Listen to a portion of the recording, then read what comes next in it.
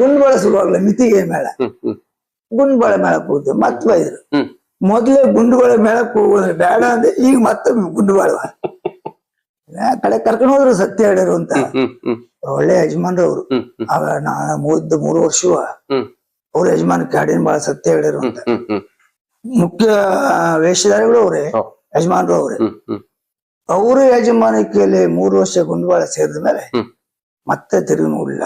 ಅಲ್ಲಿ ಹೇಗೆ ಸರ್ ಗುಂಡುಬಾಳ ಅಂದ್ರೆ ಅದು ಹರಕೆ ದಿವ್ಸ ಒಬ್ರು ಹರಕೆ ರಾತ್ರಿ ಸಾಧಾರಣ 10 ಕಾಲಕ್ಕೆ ಆಟ ಶುರುವಾದ್ರೆ ಬೆಳವರೆಗೆ ಆ ಹರಕೆದಾರ ಬಂದು ರಸೀದಿ ಮಾಡಿ ಗಣಪತಿ ಪೂಜೆ ಭಾಗವಹಿಸಿ ಅವರು ಬೆಳವರೆ ಆಟ ನೋಡ್ಬೇಕು ನೋಡ್ಲೇಬೇಕು. ಮತ್ತೊಂದು ವಿಶೇಷ ಏನು ಕೇಳಿದ್ರೆ ಈಗ ಯಕ್ಷಗಾನ ಕಲಾವಿದ ಒಬ್ಬ ವಾರ್ಷಿಕವಾಗಿ ಸೇವೆ ಮಾಡೋದು ಬೇರೆ. ಈಗ ಬೇರೆಯವರು ಸಹಿತ ನಾನು ವೇಷ ಮಾಡ್ಕೊಡ್ತೇನೆ ಹರಕೆ ಹೊರ್ತೇನೆ ವೇಷ ಮಾಡುದಿಲ್ಲ ಚೌಕಿಯ ಬಣ್ಣವನ್ನು ಒಂದು ನಾಮ ಹೇಳ್ಕೊಂಡು ಹೋಗಿ ರಂಗಸ್ಥಳಕ್ಕೆ ಹೋಗಿ ರಂಗಸ್ಥಳದ ಧೂಳು ಹಚ್ಕೊಂಡು ಬಂದ್ರೆ ಅವ್ ಯಕ್ಷಗಾನ ವೇಷ ಮಾಡಿದ ಅಲ್ಲಿ ಒಂದು ಹರಕೆ ಅದು ಸೇವೆ ಅದೊಂದು ಬಹಳ ದೊಡ್ಡ ಹರಕೆ. ಆಗ ಬಹಳ ಜನ ರಂಗಸ್ಥಳಕ್ಕೆ ಬರ್ತಾ ಇರ್ತಾರೆ ನಾಮ ಹಚ್ಕೊಂಡು ಹೋಗ್ತಾ ಇರ್ತಾರೆ.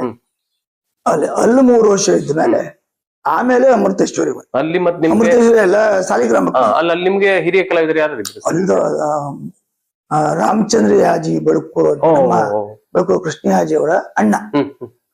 ಆಮೇಲೆ ತಿಮ್ಮಣ್ಣ ಯಾಜಿ ಮಣ್ಣಿಗೆ ಅಂತ ಸತ್ಯ ಹೇಳ್ರಾಗ ಆಯ್ತಲ್ಲ ಗುಂಡಿಬೇಳಿ ಸುಬ್ರಾಯ ಭಟ್ಟ ಅಂತ ಅವರಿದ್ದು. ಆಮೇಲೆ ಸಿಳ್ಗಿ ಮಂಜುನಾಥ್ ಭಟ್ ಅಂತಿದ್ರು. ಆಮೇಲೆ ಸ್ತ್ರೀ ವೇಷಕ್ಕೆ ವಿಷ್ಣು ಆಚಾರಿ ಬಣಕೂರು ಮತ್ತೆ ಶ್ರೀಧರ ಷಡಕ್ಷರಿ ಹಿರಿಯರು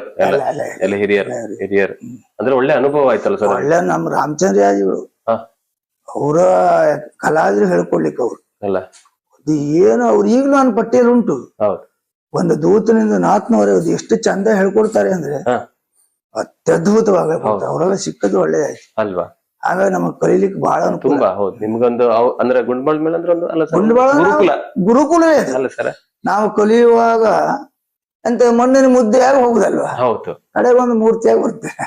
ಖಂಡಿತ ಅದೇ ತರದ ಅಲ್ಲಿ ಗುಂಡುಬಾಳ ಮೇಳದಲ್ಲಿ ನಿಮಗೆ ಅರ್ಥಗಾರಿಕೆ ಅದೆಲ್ಲ ಅನುಭವ ಆಯ್ತು. ಹೆಜ್ಜೆಗಾರಿಕೆ ಗೊತ್ತಿದೆ ಬಿಡಿ ನಿಮ್ಗೆ. ಆಮೇಲೆ ನಮ್ಮ ಗುಂಡಿಬೇಳಿ ಸುಬ್ರಾಯ ಭಟ್ರು ಇವರೆಲ್ಲ ಒಳ್ಳೊಳ್ಳೆ ಮಾತುಗಾರರು ಇದ್ರು.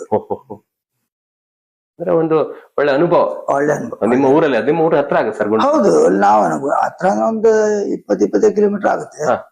ಅವೆಲ್ಲ ಹೊಳೆ ದಾಟಿ ಗುಡ್ಡ ಹತ್ತಿ ನಡ್ಕೊಂಡು ಹೋಗ್ಬೇಕಿತ್ತು. ಈಗೆಲ್ಲ ಬಸ್ಸೇ ಹೋಗ್ತೇವೆ. ನೀವು ದಿನ ಮನೆ ಈಗಲೂ ದಿವಸ ಅಲ್ಲಿ ಉಳ್ಕೊಳ್ಳಿಗೆಲ್ಲ ವ್ಯವಸ್ಥೆ ಇತ್ತು. ಮತ್ತೆ ಈಗಲೂ ವರ್ಷಕ್ಕೊಮ್ಮೆ ನಾವು ಸೇವೆ ಮಾಡಿ ಬರ್ತೇನೆ. ಹೋಗ್ತೀರಾ? ಒಂದು ವರ್ಷ ಅಲ್ಲಿ ಅಂದ್ರೆ ಕಾರಣಿಕ ದೇವರು ಅಲ್ಲಿ ವೆಂಕಟರಮಣ ಮುಖ್ಯ ಪುರಾಣ ದೇವರ ಸನ್ನಿಧಿ ಅಂತ ಸನ್ನಿಧಿ. ಆಂಜನೇಯನಿಗೆ ಭಯಂಕರ ಯಕ್ಷ ಅಂದ ಹುಚ್ಚು. ಚೌಕಿಯಲ್ಲಿ ಒಂದು ದೊಡ್ಡ ಮರದ ಗಣಪತಿ ಪೂಜೆ ಅಲ್ಲಿ ಇಷ್ಟ ಹತ್ರ ಗಣಪತಿ ಅದು. ಅದನ್ನು ಒಂದ್ ಸಾರಿ ಹೊತ್ಕೊಂಡು ಗಣಪತಿ ಪೂಜೆ ಆಗುವಾಗ ರಂಗಸ್ಥಳ ಬರ್ಬೇಕಾ ಗಣಪತಿ ಅವ್ರನ್ನ?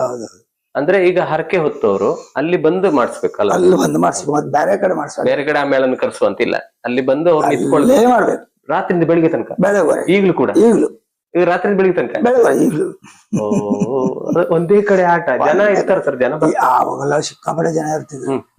ಅವಾಗ ಮನರಂಜನೆ ಬೇರೆ ಇಲ್ಲ, ಆಟದ ಸಟ್ಟು ಹಾಗೆ ಇತ್ತು.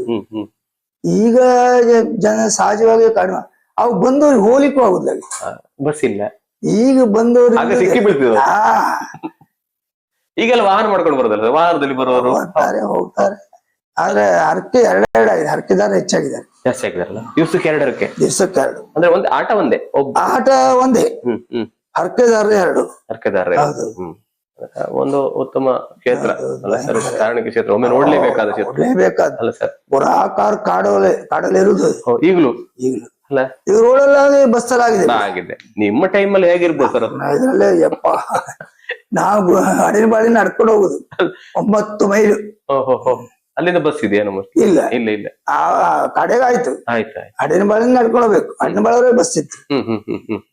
ಅಂದ್ರೆ ಒಂದು ಒಳ್ಳೆ ಅನುಭವ. ಮತ್ತೆ ನಿಮ್ಮನ್ನ ಒಂದು ಪರಿಪೂರ್ಣ ಕಲಾವಿದನಾಗಿ ಮಾಡಿದಂತ ಒಂದು ಮೇಳ ಗುಂಡುಬಾಳ ಮೇಳ ಅಲ್ಲ ಸರ್? ಹಾಗಾಗಿ ನಾವು ಸೇವೆ ತಪ್ಪಿಸುವುದೇ ಇಲ್ಲ, ವರ್ಷಕ್ಕೊಂದು ಸೇವೆ ಮಾಡಿ. ಆಮೇಲೆ ಜಲವಳ್ಳಿ